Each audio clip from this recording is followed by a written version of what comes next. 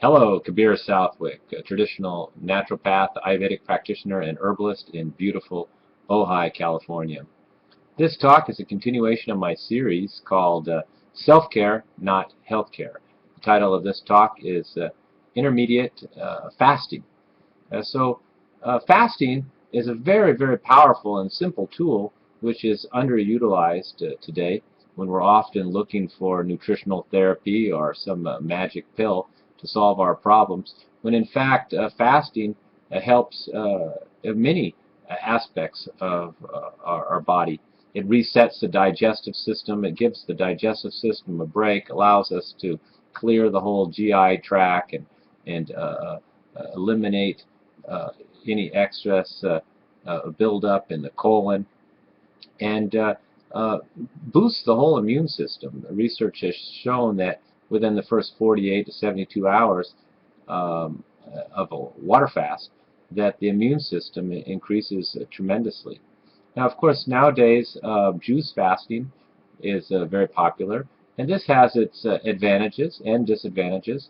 Traditionally, people just did water fast, but I believe that a water fast is more difficult in our modern time because you really need to rest and be outside in the sun and have fresh air and be able to do a little yoga and relax and not have any stress or any worries to be able to water fast for any length of time. This makes it a little more challenging for us today and makes it difficult to go to work and continue with our daily life. So juice fasting helps give us the nutrients that we need to continue to keep going, and still gives the digestive system the break that it gets from being on a liquid-only diet for some period of time. If we're going to juice fast, we should think of which juices we're going to use for our body type. If you're a person who's a little overweight, then I would recommend not, and a kapha type, I would not be juicing with a lot of carrots, and I would use the base of my juice using celery, and then add a lot of dark leafy greens and a little ginger to help to digest it, and even a half of a lemon, including the lemon peel. If you're somebody who's a little underweight and frail and a little more weak, or a vata body type, then juice with more root vegetables, carrots, beets, and less leafy greens, and again add the ginger to help you to digest it and make the cold juice a little bit warmer. If you're the pitta type who's warmer, or it's in the summer and you feel quite hot, then I would start the base of your juice with cucumbers. Cucumbers are very cooling and have a very soothing effect. So, you know, cucumber as the base, and then you could add a little carrot, some leafy greens, and you may not even want to add any ginger in the case of a pitta type, maybe a little dill.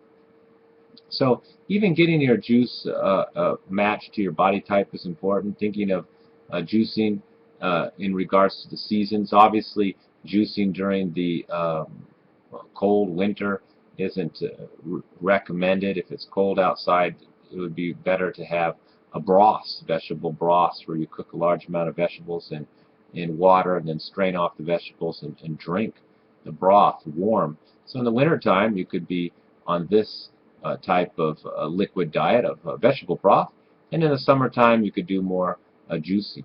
And again, for vegetable broths, you should choose the vegetables that are most suitable for your body type, and of course those that are in season.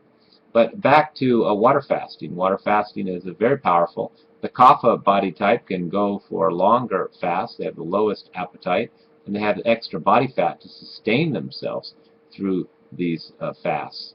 So, you know, kapha could fast 5, 6, 7 days on just water. Hopefully you don't have to go to work, and you can just relax and spend some time in the sun and some fresh air. And the pitta and vata types have a little bit more difficulty fasting for long periods of time. The vata, if you're thin and underweight, then you know you may only want to fast for 48 hours, 2 days, and the pitta can be somewhere in between there, 3 or 4, or when you feel that the time to start eating again has resumed. When you do fast, it's important to break your fast in the morning. Don't start eating at night, because part of the benefit of fasting is to reset the whole digestive system. And as you know, many of us don't eat on a regular schedule. We've lost our appetite. We're hungry one morning, we're not hungry the next morning. We eat at night, we skip meals.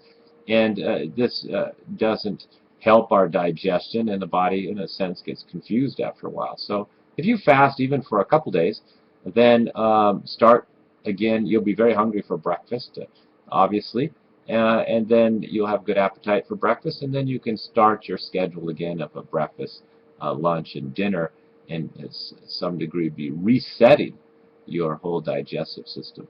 And of course, if you're overweight, you'll lose a little weight during this period. If you have serious digestive problems, you could try a type of yogurt and water fast. Half a cup of yogurt, half a cup of water. Put some spices like ginger, cumin in the yogurt and blend it up with the water.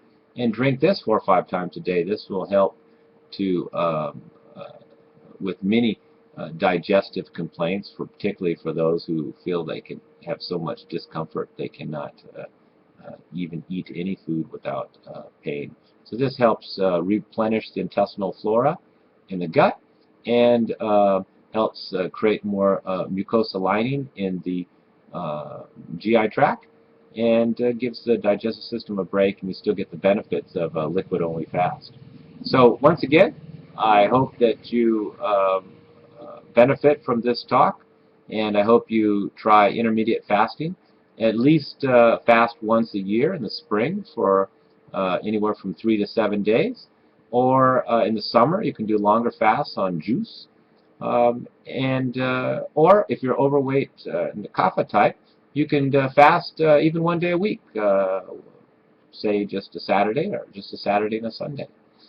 This will help you lose weight, help keep your metabolism strong, and keep you balanced kapha. So fasting is very powerful and very effective. And during this period, you can also take herbal teas and gentle herbal teas to help address particular health conditions. So once again, I hope this recommendation helped you, and I think each person can benefit to some degree from fasting.